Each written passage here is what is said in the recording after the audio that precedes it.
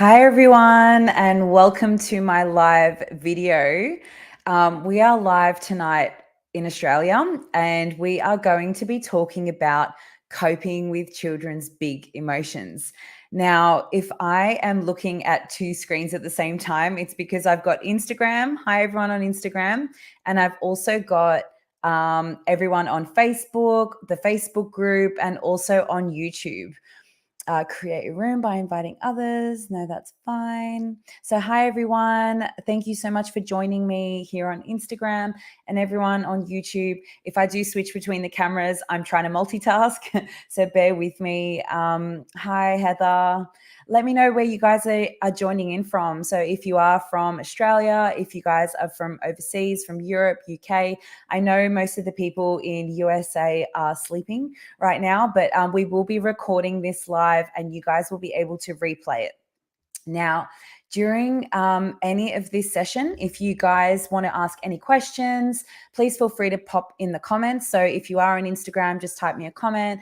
If you guys are on Facebook or listening in at YouTube, please feel free, leave me a comment. Hi, Heather. Heather's watching us from Florida. Beautiful, 6 a.m. What a what a lovely start to the day. My amazing voice. I will apologize in advance. I am drinking my lemon and ginger tea because I have been a little bit unwell. I think all the excitement this week for the Guide and Grow Village has made me lose my voice. So if you haven't already made yourself a coffee or a tea, please feel free. Now, I'm going to get stuck into this topic because it is a big topic. Now, we're going to be talking about children's big emotions. It is one of my favorite topics to discuss because it is something that I find that a lot of parents and caregivers struggle with in terms of how to navigate them, how do we respond to them, what we're going through as adults when we are dealing with children's big emotions. So I want to start off by talking about where emotions actually stem from. So, neurologically, we all have a vagus nerve. Now, the vagus nerve is the main nerve that goes from our brain into our body. It's comprised of the parasympathetic and sympathetic nervous system. Now, the way these two communicate with each other is what regulates all of our bodily functions. So, when we talk about emotions, we're talking about a message that gets sent from the front part of the brain, which is our prefrontal cortex. So that part of the brain handles emotional regulation. Now, in toddlers and young children, that prefrontal cortex is not fully developed until we are 26 years old. So some of those reflex behaviors that we see in children and toddlers happen because they don't have the neurological ability to be able to control those. So, what happens then is that we have to come in and be like, okay, well, how can I help you build your skills so that you will be able to regulate and I'll be able to help you regulate those emotions and what you're going through.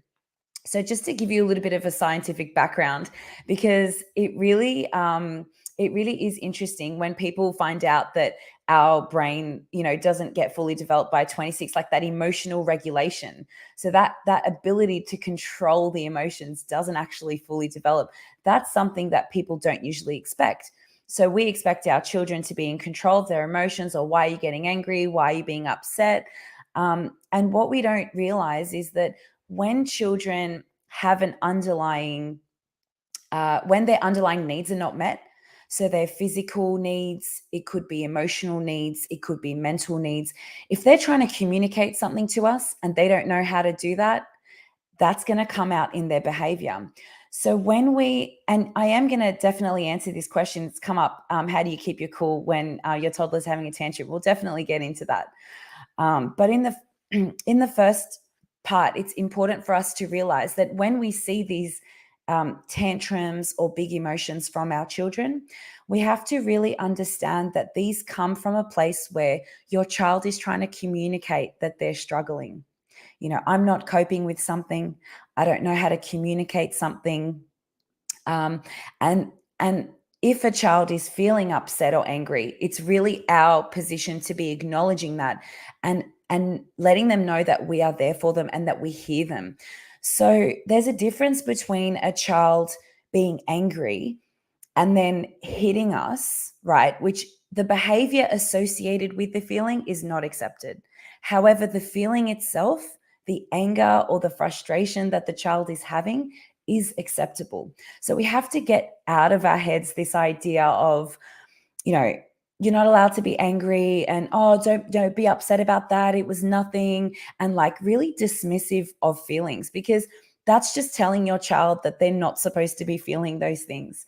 And that's not helpful, because we're not building a child's skill set on how they can cope with those emotions. All we're telling them is, don't feel that way, it's not okay to feel that way, and just dismiss it. So the thing here is that we really have to acknowledge the child's feelings, yet the behavior that's associated with those feelings isn't something that we can tolerate. So yes, we have boundaries. Yes, we don't allow a child to repetitively hit us if they feel angry. We show them and we teach them other ways of regulating and how to cope with those emotions. The first thing that I want to mention, and I'm just going to take a sip of tea, is that the biggest thing for us as adults, I feel, firstly, is trying not to be fueled by our child's emotions. And that is so hard. It is so hard not to be triggered by our child's emotions. And somebody on Facebook just asked me, how do you keep your calm? Because the thing is to meet our child's emotional needs, we also have to meet our own needs. So if we don't meet our own needs in that moment, there's no way that we can be there for a child's emotional needs. So if we're feeling really stressed and frustrated and, just about to lose it, and we're feeling really triggered in that moment, we are just going to respond with a response that's going to be totally unreasonable, and the situation's going to get out of hand. Because what happens is when a child is at this level, so say their emotions are really high and our emotions are really high, it's almost like you're going for a head-to-head battle, and that's not going to help anybody. The child doesn't developmentally have the ability to come down to our level. So we, as the adult in the situation, have to find it in us. And I'm going to teach you guys how to do that, to be able to come down to the child's level and meet them where they're at, connect with them, understand what it is that they're going through, and be that calm so that they can be that calm. Because if we're responding off that high energy and we're stressed and we're frustrated, the child is only going to feed off that. So then the situation is going to blow out of hand, and then they get even more upset, we get more angry, and it's just going to blow up. Now, now it's okay if it does happen and and the situation does blow up and you yell, and that's totally normal. You're only human. I'm sure that everybody here has lost their cool at some point. I want to let you guys know that that moment is an opportunity for us to start over. So when you say, how can you keep your cool? Well, firstly, if you can catch yourself in that moment and know when you're getting triggered and understand when you're starting to get frustrated, if you can catch yourself in that moment, I would let my child know that I'm feeling really frustrated right now and I need to step away. I'm getting really angry. I'm feeling frustrated. I just need to step away. I'll come back and deal with this situation in a minute. I just need to breathe. I just need to take a sip of water. And essentially, what you're doing then, firstly, is that you're not reacting to the situation. So, generally, when we react to the situation, that's when the situation blows out of control. We're also modeling for our child. So we are modeling for them what to do in a situation when you feel frustrated, right, or angry. And you're saying you can walk away, you can take a sip of water, and you need a moment to gather your thoughts and you'll be back in the situation. Now, that's such an amazing opportunity for learning. Modeling with children is one of the best ways that we can teach them how to, and what to do in that situation. So How do you keep your cool? It's really hard. It's something that takes a lot of practice. You've got to understand what your triggers are. You've also got to understand what your expectations are. So I find that a lot of the times, parents and caregivers put an expectation on children that's too high and it's not developmentally appropriate. And then they get frustrated because the child hasn't met that expectation. But it's not the child's fault because they developmentally don't have the ability to fulfill those expectations that we have of them. So we've got to be realistic, right? So we have to be realistic in what we expect of our children. If you expect a toddler to pack away, every single Lego that's out on the floor by themselves before they go to bed, or, a room that's turned upside down, and you expect them to do that by themselves, they might be feeling really overwhelmed. They might be feeling like it's a task that they can't achieve or they can't succeed. So in those moments, it's really important to know if you're expecting too much or too little of your child. So gauging that before you enter into these, moments, and also trying to keep your cool. Now, if for some reason, and this always happens, you're not able to keep your calm and you've yelled, you can always go back to your child and mend the situation. So we call this a do-over. It's okay to say, I'm so sorry I yelled at you. I should have approached that situation in a different way. Can we please start over? Right? So, I don't like the way I spoke to you. Can we please start that again? And this is something really important. So don't ever feel that you can't apologize if you feel like may have kind of overreacted to a situation. I think putting our own ego aside and admitting to our child that we may have been wrong, or we may have approached the situation, in a way that we didn't like.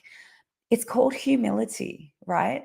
We're modeling for our children to be what it is to be human, what it is to make a mistake. You're asking them to forgive you, and hey, I think we both were really heated in that moment. Can we start again? Were you feeling really upset about that? So excuse me while I take a sip of tea. I hope someone's joining me for some tea. Oh, thanks for the hearts. I'm getting my voice back so I can continue. So we have to remind ourselves that our child's behavior is not a reflection of ourselves or something that we've done. So sometimes we take it personally. So sometimes we take their behavior personally, like, how many times have I told you, what did I do to deserve that? And what we have to realize, that it's not a personal attack on us. It's just that they're struggling in that moment and they really need our help. So I guess the question is then, how can we help them? How can we help them when they're feeling these big emotions? And that's what we're going to discuss today. So the first things, I guess, just to recap, is that we have to understand where our children are developmentally and understand where their brain is scientifically, and know that they really don't have the ability to regulate in a sense that we believe that they might have. So they rely on us for co-regulation. So co-regulation is when we work together. So you and the child, a caregiver and the child, works together to support each other through those big emotions. It's not a competition. It's not something where it's like one against the other. We really have to be there for our children, and also not to feel triggered in those moments. So if you do recognize yourself feeling triggered, it's really a point where we have to be like, okay, let me walk away, let me take a deep breath, let me count to 3, and let your child know that I'm not coping right now. I need to step away. That's better than just going into a reactive state. So now I've seen how these strategies that I'm going to share with you work. And, it can really help a child going from hitting and biting to letting you know that they're really angry. I remember that there was this child in one of my classes, and he was 2, and he used to attend with his parent. And anytime anyone would come around his space and he really needed space, he would just push or bite the child or the adult that was near his space, because he wasn't able to communicate that he needed space. So the thing is, with nonverbal children, it's they're trying to communicate with us in some way that they're not coping, or they're emotionally not, something's going on, or they need to tell us something and they don't know how to do that. So we really worked with these strategies. And, 2 years later, here's a young boy who can clearly state, I'm feeling really angry right now. Take himself over to a calming corner, draw how angry he is and explain to someone, I really didn't like the way you did that. And you know what? Even some adults don't have these skill set. It's really amazing to see a child who is able to acknowledge the feelings that they're going through, to have the ability to regulate and know what to do, in that moment. So it's such an amazing thing to witness. And these skills are something that get built from such a young age. So it's something that, we are able to build with our children. And I'm going to share with you how we do that. Now, if my voice allows me to. um, and all of these resources that I'm sharing with you and the skills, we've just opened our Guide and Grow Village. I know some of you have already joined. If you haven't already, we're giving away a free 2-week trial. Now, I have a 2-hour workshop on this topic of positive discipline, the strategies and skills, how to communicate with children to really build their ability to self-regulate. That is free. It's available for everybody to watch. If you haven't already, you're welcome to a 2-week free trial. Just type below or let me know that you'd like to join.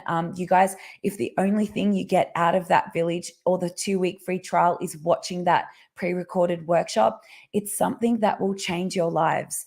It's really going to bring that calm to your household. It's going to allow you to feel more confident on how to deal with those, moments when they come up, not to feel stressed, or overwhelmed when your child is having a tantrum, and knowing how to respond. I think these skills are so important, and it's not something that we get taught as parents or caregivers. It's something that is definitely learnt. So, we've even got an amazing event coming up by Jean-Marie, who will be joining me to talk about positive discipline. So I'm going to give you some of those strategies today. If you do have time, again, any questions, let me know while I go through these. So the first and foremost thing when a child is really struggling with their emotions is that we have to validate what they're going through. So it might just look like you're really upset that you couldn't have this, or you're feeling angry. You look really sad. You're frustrated that your sister knocked over your tower. Whatever it is, we need to give that feeling and emotion a label. It's really important to start building our children's emotional vocabulary. It's not okay to just dismiss the anger, jealousy, frustration. I know we were brought up in a generation that was like, children aren't allowed to be angry. They're not allowed to be sad. They're not allowed to be upset. It's not okay to feel those things.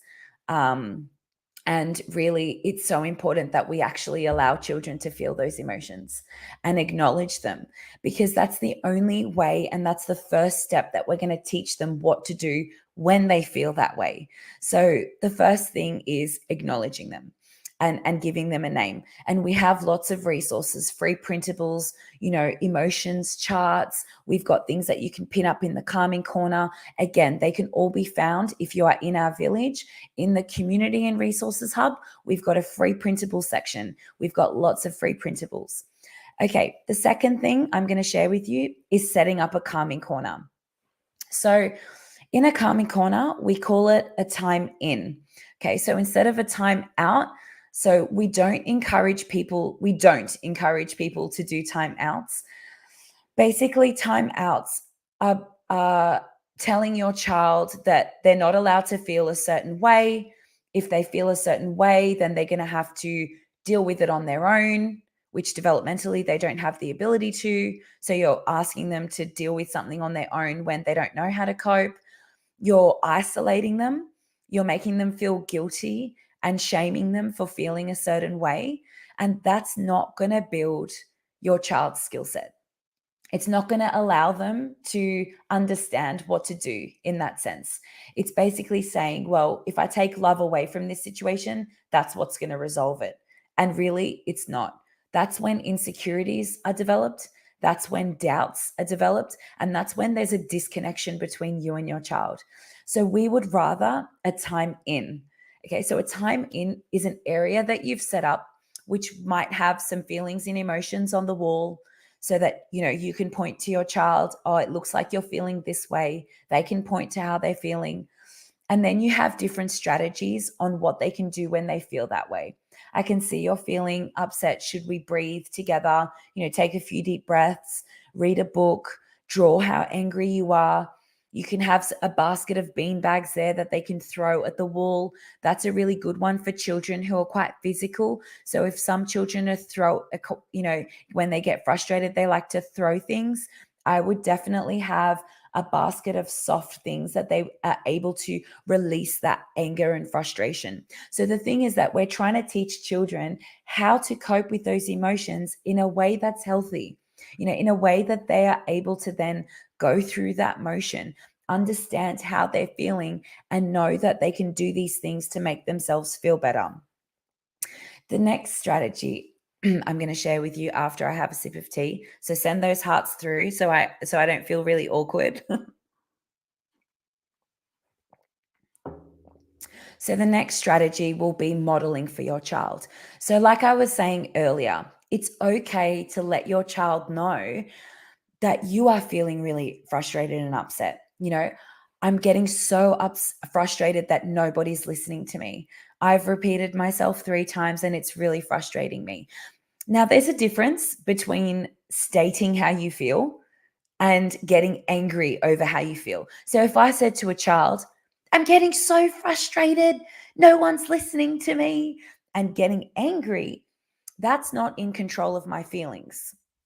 So it's really important to be in control of those emotions and staying neutral, which is really hard. Take a deep breath.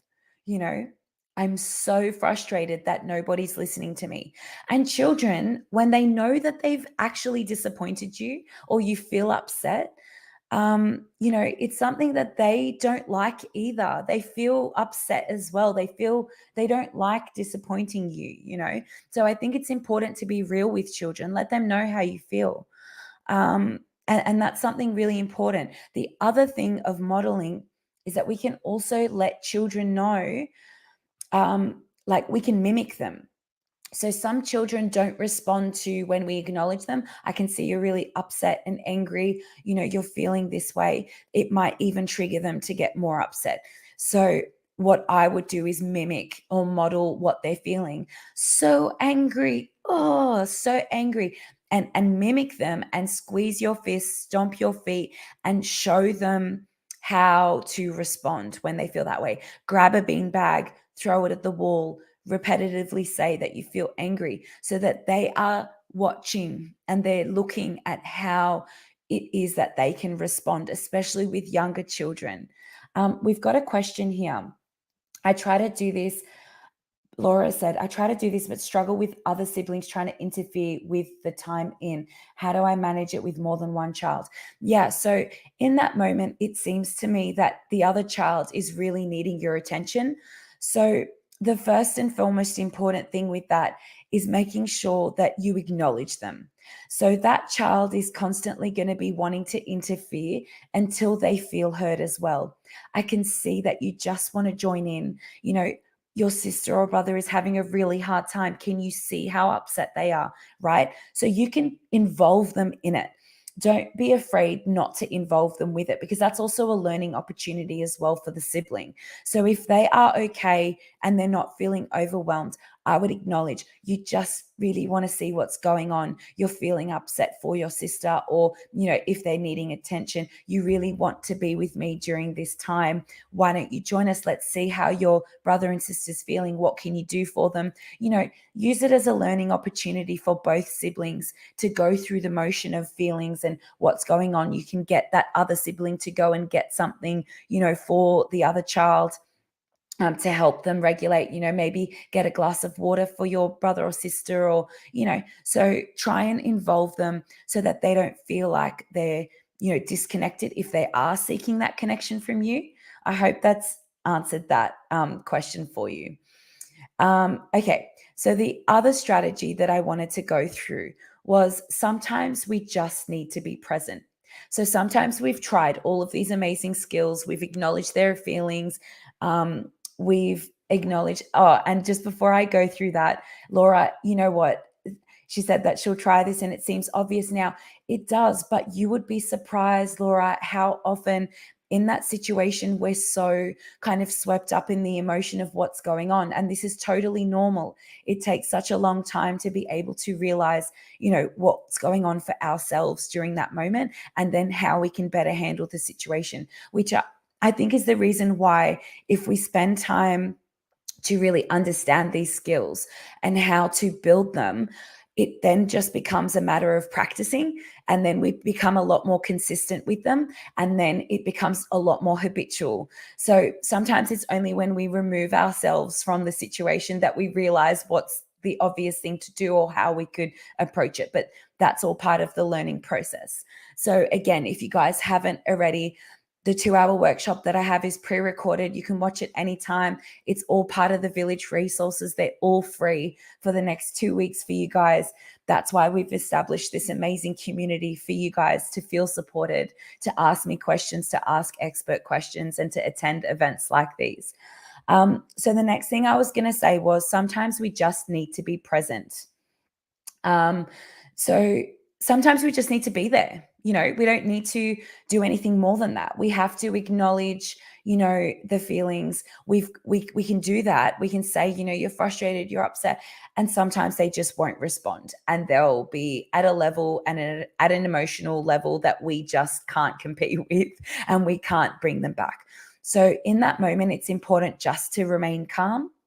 Let your child know that you've heard them, you've acknowledged them, and just sit by them somewhere that you're safe, if they're, hitting and kicking their legs, and just letting them know that you're there for them. I can see you're having a really hard time struggling with your emotions. I'm here for you when you need me. I'm here for you. I'm just going to sit here until you're ready. If you need a cuddle, I'm here for you. If you just need to be upset, I'm here for you. And just sit and be patient and wait. So sometimes just being present and that calm energy and just being there and meditate and do whatever it is to not allow your child's emotions to trigger you. Sometimes that's all we need, is just to be present, just to be in that space with your child and them know that you are there for them. Okay, so we've got another comment from Diana. Hi, Sylvia. Thanks for the space. No worries at all. Hope you guys can keep up with my croaky voice. Thankfully, worked well with my time zone. That's fantastic. My 20-month-old started to pull my hair, bite, and hit. Yes, when she's going down for her nap, and me laying beside her. I've tried redirecting her, expressing how much it hurts, also removing myself from the space, and we go to her work area and carry on with the day. But it's taking a toll on her daily routine and nighttime sleep, because she doesn't take it if I'm not there physically, and she doesn't seem sleepily. Right. Okay. So in that situation, when a child is around that 20-month-old, 24-month-old, there is also a sleep transition going on. So sometimes the child may not be having their nap anymore. They might actually be dropping their nap during that time. So that's when these frustrations and fights can start happening. So if it's a regular thing and you can see that your child is really struggling with that and they don't want to be put down, I would also reassess. So reassess their sleeping patterns. I know sometimes when they skip their nap, they get really kind of agitated and overtired at that 5 o'clock kind of, afternoon period before their sleep time. But maybe look for an earlier bedtime routine, maybe start that routine earlier so that they can calm down. Again, when your child is grabbing your hair and stuff, you're doing the right things, you're acknowledging, I can see you're really tired. Also, I wanted to mention, when a child is hungry, when they feel tired, if they're feeling tired or hungry, it's really hard for them to cope with their emotions. And it kind of requires a lot of patience from us. And it is very tiring. So as long as you are acknowledging the fact that, you're really feeling tired, I can see that you're frustrated, and give her something else to pull on. So they like to tug because it gives them a sense of comfort. I would be getting some sort of a comforter or something to redirect the pulling or the biting, and let them know, mummy's not for biting. So I wouldn't say, don't bite me. So using the words don't and no to a child won't really register with them. They kind of will just keep going. So it's important to use very neutral language with them. And this is something you'll learn in the communications workshop that I run. So just saying, mummy's not for biting. I can see you're frustrated. If you are, you can hold this, pull this. If not, I'm going to have to put you down. And it's okay to hold that boundary. I can see that you're struggling right now. I'm going to need to put you down because my body's not for hurting, right?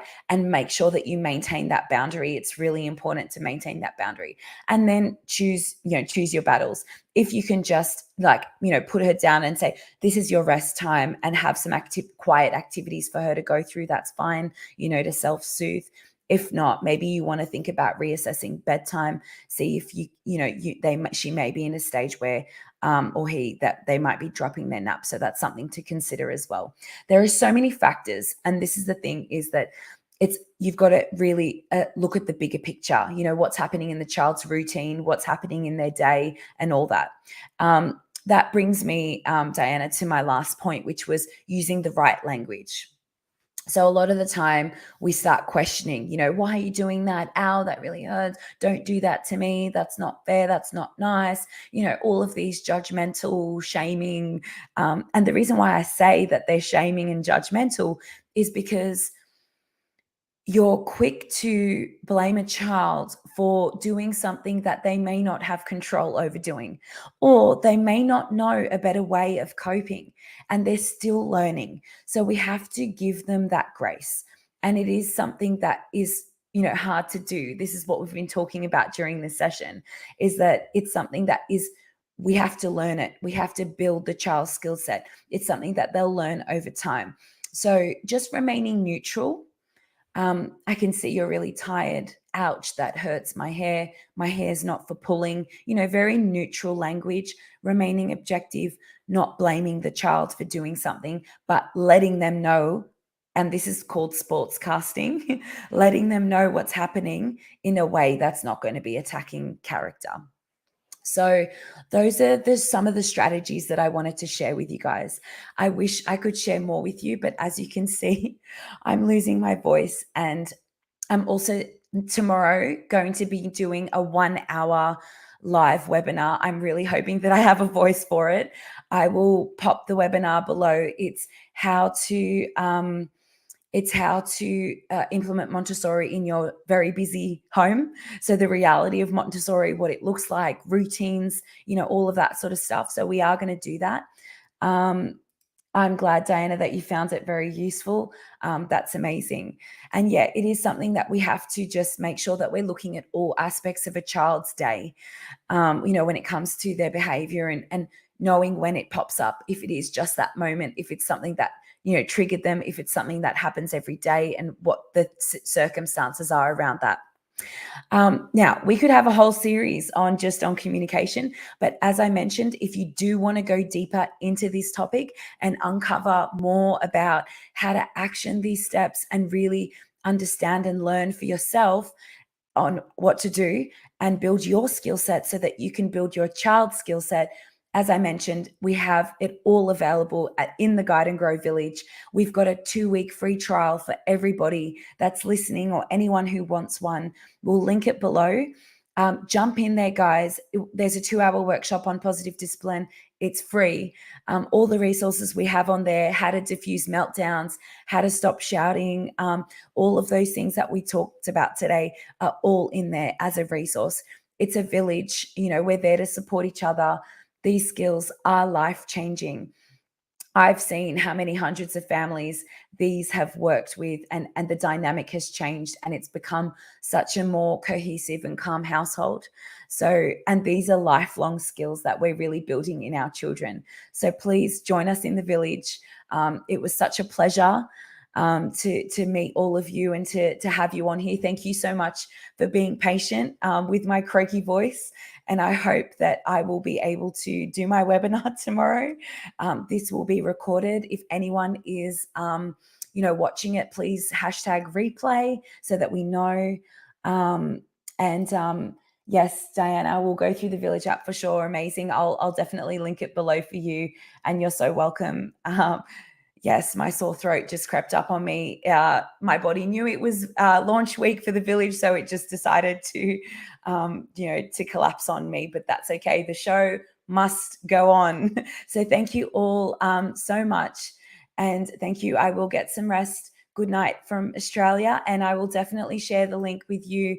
I can see there on Instagram, Mum with a mind of her own. I love that. I will definitely share the link with you. Once I get off, I'll pop it in all the comments. So thank you so much, guys. I hope you take care. Thank you, Carolina. So good to see you on here. All right. Bye. See you.